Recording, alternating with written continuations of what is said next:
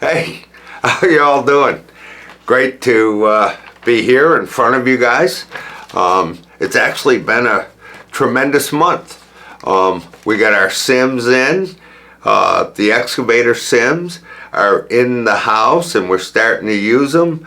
Ben and Sarah went down to, and I think Christine as well, went down to the Vermont Works for Women conference at VTC a couple days ago and showed them off there. We've had several contractors in using them. This whole sim training, safely training people on equipment is just amazing. And of course I'm the old guy, but it is all right there in front of me, and I'm amazed at the difference in the way we used to train people, and we still will, on real equipment versus sitting in the cab of a Caterpillar and actually operating a piece of equipment right there in front of you. The other thing that's been amazing over the last couple days is the fact we've been recognized by AGC nationally again for our retention, growth, engagement. That's working well. Keep listening. Keep forwarding this thing out to other people. That's what helps us grow. And then we got coming up, we've been recognized by the governor for a health and wellness award. And then somebody in the office, God knows who, became one of Vermont's influencers and got recognized with some Vermont Biz Influencer Award. But we're doing it. You guys are doing it. You're making it happen. And we got to keep it up. And one of the things that when I started to look at what we would talk about or how we would talk about this week was I had one of you call in and say, what does safety cost? And what's the leading cause of accidents out there, and what happens? And just quick, fast, because I'm not as technology bound as some of you are, I found out there's this little thing on the side of my computer, a co-pilot or something like that, I don't know. But anyway, I saw that little thing there and I entered. If you haven't used this AI stuff, you gotta give it a shot. But entered into it, what is the cost of construction safety if we don't follow the rules, and what is the leading cause of accidents? And it spit me out this thing that said, here's the actual cost of safety compliance. Safety compliance averages about $10,000 in compliance tickets, OSHA visits, whatnot, about 10 grand. There's a financial loss every time we have a safety incident, whether it's budget overruns or loss of confidence, audit penalties, whatever that is. That generally averages somewhere around $10,000 as well. And then if because of a safety incident or something, we miss our contract obligations, you're looking up at another 50 grand in safety costs. Then it turned around and said the leading cause, the leading reason we have incidents or accidents on our job sites, and I thought this was cool as hell, the reason we have them is because we have repeat problems, repeat incidents. We don't just step off a ladder once, but 2 or 3 of us step off that same ladder. We don't just use one broken hammer. 2 or 3 of us use that same broken hammer. So it went through the repeat accidents and repeat things. And then I said, well, if repetition is the problem, and how do we fix repetition? And that old auto, co-pilot, whatever you want to call it, it's kind of cool stuff. Turn around and spit me out a few little things that I could share with you. We need to stop the repeatable incidents, accidents, misfortunes that we have on job sites. We need to stop them. And to do that, each one of us has to accept a leadership role. And we have to step forward and contribute to the overall welfare of not only ourselves, but the other people on our job sites. We need to stop them before it's too late. We need to replace that broken hammer. We need to get that ladder out of there. We need to upgrade ourselves. We also have to be able to identify solutions. And identifying a solution is kind of hard. When you see somebody climbing a broken ladder, we tend to turn around and blame them or shame them or whatnot. That's not it. We need to watch for and overcome that narrow escape we might have had. And again, it's not good to punish, not good to shame, but to shift toward a change-oriented where everybody accepts, without diminishing their value, the learning approach.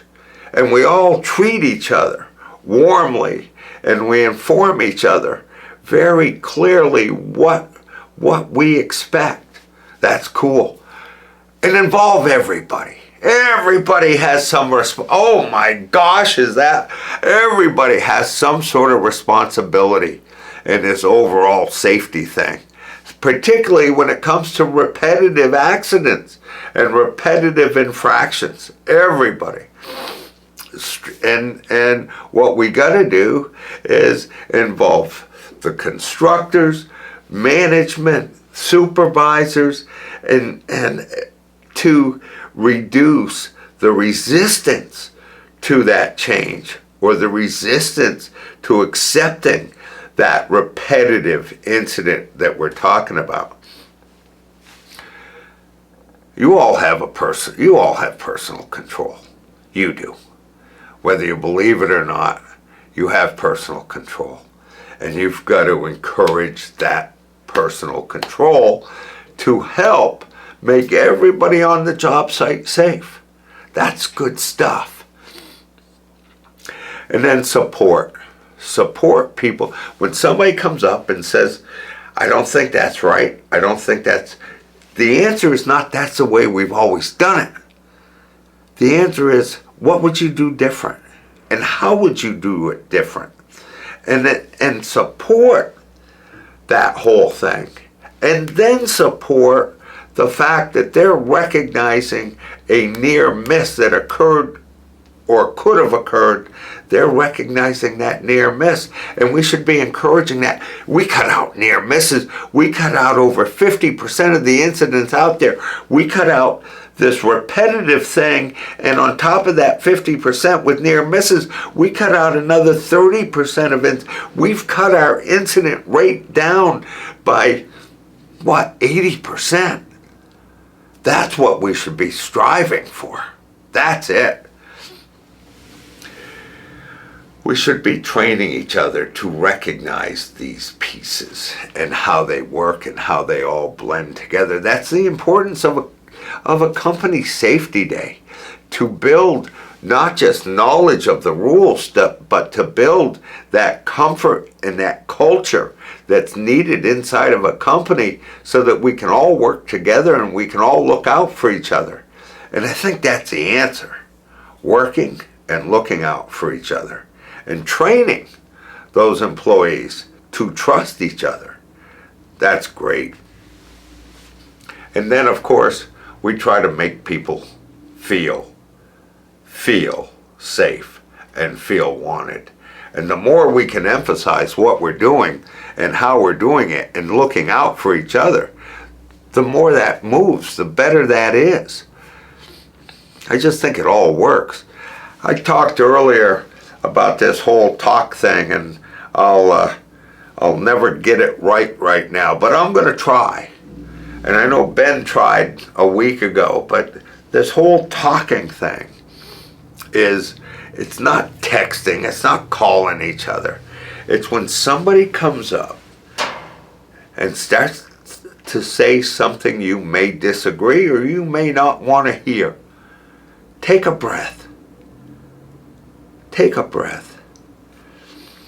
agree that we may disagree on some of it, but really aren't we all just looking out for each other? Agree to disagree. Listen. That's huge. Listen, listen, listen. If we listen to what each of us is saying and we somewhat agree to disagree and we take a breath, we can eliminate some of these repetitive accidents and some of these different things happening on our job sites. Listen. Be kind. Say thank you. If somebody comes up and gives you some advice or gives you a thought on how they would do this a little differently, the answer is not, that's the way we've always done it. Say thank you. Think about what they said. Listen to what they said. And then move forward with how you're going to do it. I mean, this is all pretty easy stuff. This is basic. But we've got to move our safety on our job sites, our culture of safety within our job sites. I hate that. I hate it when people turn around and tell me, you know, we're all family here. Bullshit. We aren't family. We're friends, neighbors, community. And within that, I care about you. You care about me. I care about John. Care about Fred. I don't want to see those guys get hurt. I don't want to see you get hurt. So I think we've got to work together, talk. We've got to look at how to eliminate repetitive actions, repetitive incidents, and then we can move forward. Again, we say culture of safety. I'm not sure. I do think it's just us looking out for each other. Really appreciate you spending time with me today.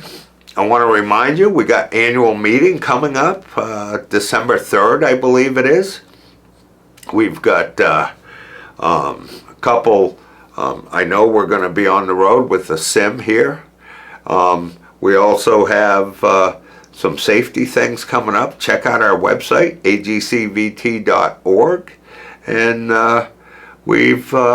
I've got Ben, I know, is working on creating a passport to safety to kind of help you build out your internal culture and internal safety programs. We got a lot of stuff happening. I look forward to working with you over the next year or so. God knows when my last dance is going to happen. But we're all out there. We're all trying our best.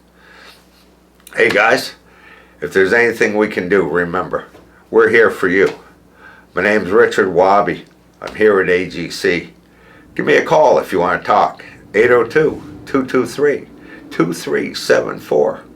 Or email us. You can email Ben. That'd be funny as shit. Everybody get on the thing. Email Ben. Say, where were you? It's Ben, B-E-N, at agcvt.org. Thank y'all. Appreciate y'all joining us. Hey, the other thing, you ought to ask him for a deck of his safety cards. He made a bunch of safety cards. That's kind of cool stuff. That would help. Toolbox talks. Do whatever you got to do. But let's keep each other safe out there. Thank y'all. Have a good day. Bye now.